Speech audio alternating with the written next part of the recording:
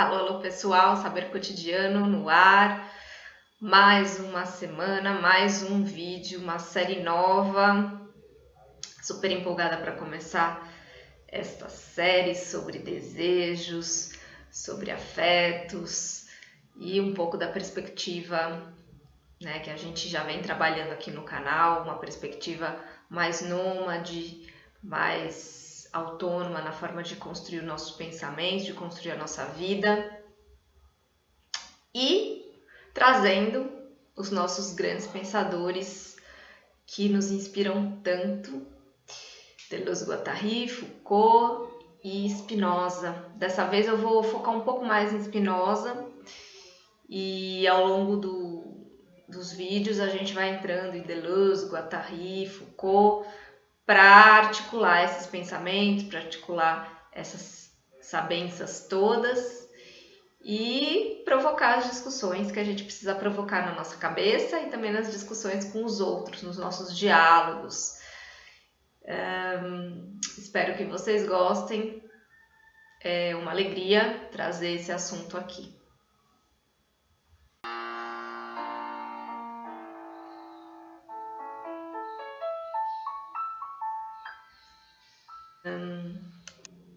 Vamos começar então falando do desejo, né? O que é esse desejo? Como é que a gente pensa o desejo? Como é que a gente vive o desejo? Como é que a gente lida com a ideia de desejo? Spinoza é um autor que contribuiu, e acho que um dos primeiros assim, a começar a combater uma visão, uma concepção de desejo que de alguma forma estava não claramente posta na filosofia, nas discussões filosóficas, mas estava ali permeando toda uma forma de ver o mundo, né? Desde a ideia do platonismo, que colocava, né, a ideia de um mundo ideal, e aí a ideia de desejo também, a gente pode pensar o quanto ela se articulava, né, dentro da questão do pensamento, com essa questão do mundo ideal, inatingível e que está distante da realidade, né? Essa interpretação do desejo, ela vinha perpassando boa parte do pensamento até chegar em Spinoza, e a gente vai ver também como isso se desenrola, chegando até aos dias de hoje, principalmente a partir das ideias mais psicanalíticas. E Spinoza começa então abrindo um caminho diferente, né? Ele traz questões muito pertinentes sobre a nossa natureza desejante, né? Para a gente afirmar essa nossa natureza, a gente tem que conhecer o nosso desejo, né? E não é um desejo de fato um ideal, né? Algo que eu quero no futuro, algo que eu quero concretizar, uma incompletude, algo que me falte. Mas o desejo é criação, ele é potência, ele é possibilidade. Então, para Spinoza, o desejo é mais do que uma ideia em si, aí novamente fugindo da questão de idealizações. O desejo, ele é uma força. Então, vocês percebem como a gente tem um deslocamento aí dentro do pensamento que, num primeiro momento, com Platão e até outros filósofos que seguem essa linha, vão colocar o desejo numa idealização, ou vão colocar o desejo também num binarismo, né, oposto à razão, né? E Spinoza chega e fala, não é nada disso, né? Desejo é força, uma força que cria. Por isso, nós devemos nos apropriar do desejo, porque é através dele que a mudança efetiva acontece, né? O desejo é uma força que expande, uma força que permite impregnar a realidade, os nossos acontecimentos, e ao fazer isso, ao a gente se jogar no mundo, a gente assumir o desejo, a gente não mantém as coisas intactas, pelo contrário, a gente revoluciona, a gente modifica tudo à nossa volta, os outros corpos, nós mesmos, o mundo, né? E falar de desejo, então, para Spinoza é falar de relações. Relações com o outro, relações consigo mesmo, relações com o mundo. O desejo ele pode ser favorecido ou constrangido nessas relações, mas o que é importante é que o desejo sempre se atualiza. O desejo ele se modifica pelo mundo à sua volta e ele pode, enfim, gerar alegria ou gerar tristeza.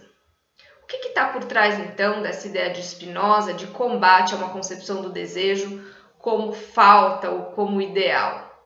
O que Spinoza traz nessa questão, eu acho que é o essencial para a gente entender e pensar o desejo aqui dentro dessa nossa proposta, desse canal e dessa série, é justamente que o desejo ele não é falta. O desejo ele não é ausência, não é carência, ele não é oposto a um preenchimento, não é oposto a uma forma específica, não é oposto a uma lei, uma regra, né?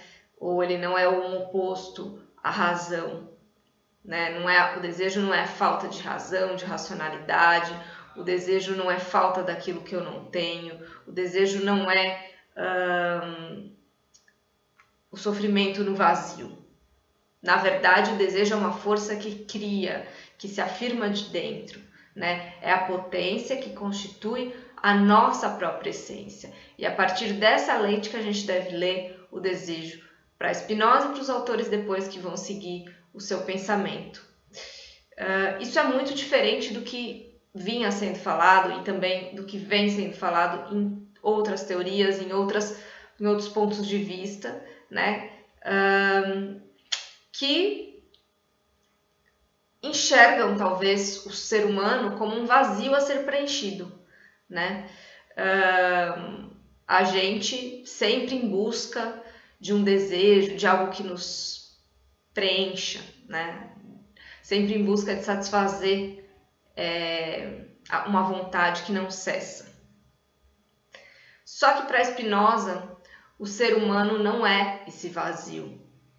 Na verdade, é uma vida potente, uma vida que se constrói a si mesma, que procura ampliar suas condições, que busca se expandir no mundo, busca construir a realidade, busca trocar com o outro.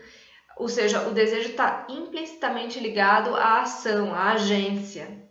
Ele é, vai dizer Spinoza, a causa eficiente em nós, a causa interna que nos faz permanecer em nós mesmos e buscar sempre aprimorar, nos tornarmos mais potentes.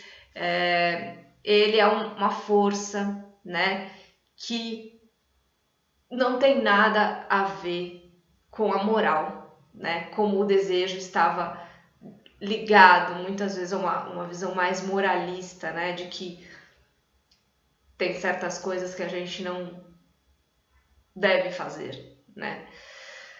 Deseja justamente essa vontade de ser mais, experimentar mais, poder mais, que parte da gente. A gente não tem que seguir um modelo ideal, novamente aí, um modelo transcendente, um ponto de chegada.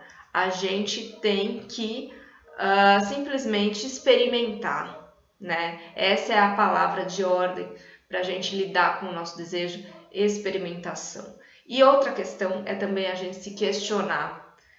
Será que estamos sendo ativos nesse processo? Será que estamos sendo potentes nesse processo de desejar? Ou, né, como se dá a discussão no capitalismo contemporâneo, será que desejamos algo que nos fazem desejar?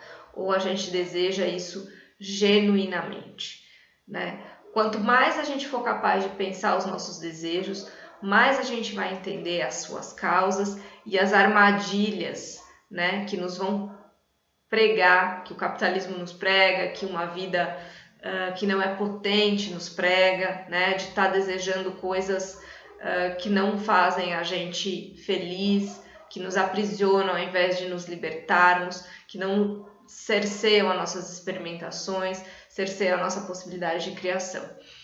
Então, para este primeiro encontro, essa mensagem que eu queria deixar com vocês, para a gente refletir e seguimos aqui no canal com o desejo potente de ampliar essas discussões.